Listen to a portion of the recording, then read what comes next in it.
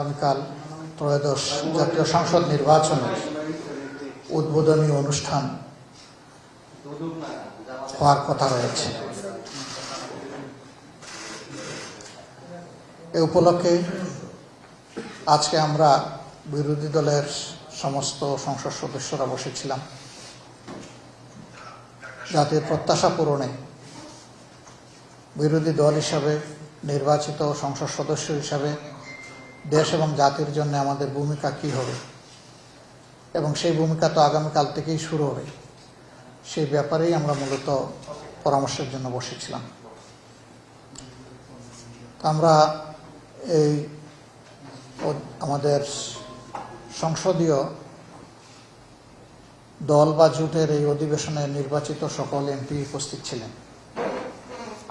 খোলামেলা আমরা কথা বলেছি, মতামত নিয়েছি, পরামর্শ নিয়েছি। আমরা চাই জাতীয় সংসদ দেশ এবং জনগণের প্রত্যাশা পূরণে কার্যকর বা অর্থবহ ভূমিকা পালন করুক। ইতিমধ্যেই আমরা ঘোষণা করেছি বিরোধী দল হিসাবে আমরা একটা দায়িত্বশীল বিরোধী দলের ভূমিকা পালন করতে চাই। সকল ব্যাপারে বিরোধিতা নয়, আবার না বুঝেও কোনো সহযোগিতা নয়। দেশ এবং জাতির কল্যাণে সরকারি দলের গৃহীত সকল সিদ্ধান্ত এবং পদক্ষেপে আমাদের সমর্থন থাকবে, সহযোগিতা থাকবে। কিন্তু দেশ এবং জাতির ক্ষতি হয় এমন কোনো সিদ্ধান্ত কিংবা পদক্ষেপ নিলে আমরা আমাদের দায়িত্ব সেভাবেই পালন করব। এই সংসদটা হঠাৎ করে এইভাবে হয়নি, একটা বিশেষ প্রেক্ষাপটে হয়েছে। বাংলাদেশের প্রথম জাতীয় সংসদ তার মেয়াদ পূর্ণ করতে পারেনি, দ্বিতীয়টা পারেনি, তৃতীয়টা পারেনি, চতুর্থটা পারেনি। 91 সালে গঠিত সংসদই তার মেয়াদ প্রথম পূর্ণ করে বাংলাদেশের স্বাধীনতার পর।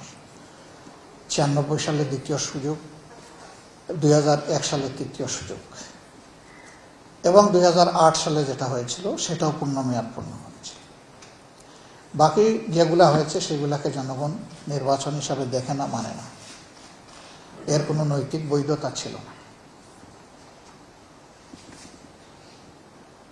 এরপরে এই নির্বাচন তো 26 হওয়ার কথা ছিল না। সংবিধান মানলে এই নির্বাচন হবে 29।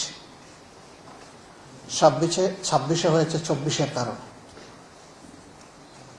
24-এর সীমাহীন ত্যাগ এবং তিতিক্ষার উপর অসংখ্য জীবনের বিনিময়ে অসংখ্য মানুষের আহত পঙ্গুত্ব বরণ করার বিনিময়ে এবং টানা 15.5 বৎসর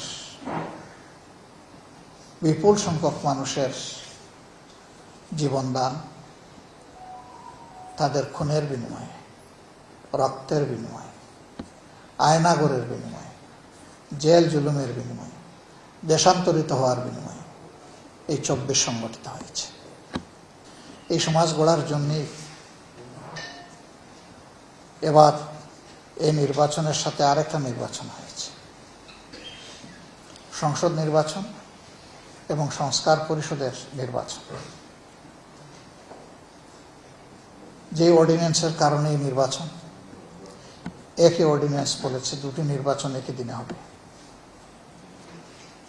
একটা সংস্কার বিষয়ে জনগণের মতামত, গণভোট, আর একটা হচ্ছে সংসদ নির্বাচন হয়েছে। ফলাফল যেটা হয়েছে সেটা আপনারা দেখেছেন। আমরা দেশের বৃহত্তর স্বার্থে এই ফলাফল মেনে নিয়েছি, দুটো ফলাফল মেনে নিয়েছি। সংসদের যিনি অভিভাবক, যিনি সভাপতিত্ব করবেন, স্পিকার মহোদয় ইনসাফ করবেন, বিরোধী দলকে যথেষ্ট সুযোগ দেবেন। তাহলে গণতন্ত্রের সৌন্দর্য শুধু ফুটে উঠবে না, গণতন্ত্র টেকসই হবে।